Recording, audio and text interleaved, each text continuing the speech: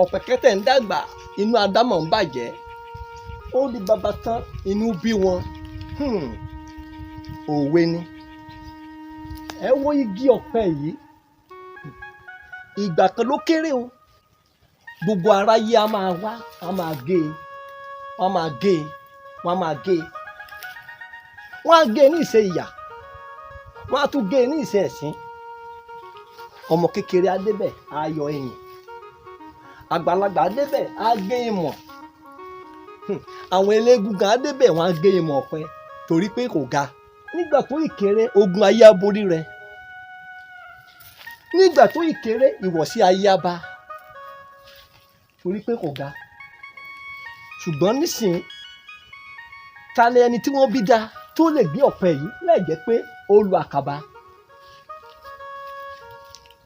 Inú ọ̀pọ̀lọpọ̀ máa ń bàjẹ́ torí pé igi ọ̀pẹ yìí ti ga. Ohun tó fà á nìyẹn tí a máa fi sọ wípé inú Ádámọ̀ ń bàjẹ́ nítorí pé kò sí àǹfààní fún un láti gé bó ṣe gé tẹ́lẹ̀. Nísìnyí ó ti ga, gbà á ní àdúrà pé kí Olúwa gbé e dókè. Gbogbo nǹkan kùkùté nínú ayé mi tó ń fa pé kí àwọn èèyàn máa wò mí ní ìwò ẹ̀sín, máa wò mí ní ìwò ìyà, ọba mímọ́ bá ń kó ní ìgbésí ayé mi. Kí Olúwa ṣe mí lẹ́ni tó ga, kí n lè ga kí ọwọ́ ìyà má ṣe tẹ̀ mí mọ́, kí n lè ga kí ọwọ́ ìwọ̀sí má ṣe tẹ̀ mí mọ́, kí n lè ga kí ọwọ́ àbùkù má ṣe tẹ̀ mí mọ́.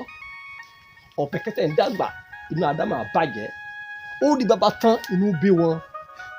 Gba àdúrà pé kí Olúwa kí ó sọ wá di bàbá, kí ó má ṣe wá lẹ́ni kùkùté, kí ó sọ wá di bàbá kí ayé má lè rí wa mú mọ́. Òkè òkè ni ìwọ yóò máa lọ.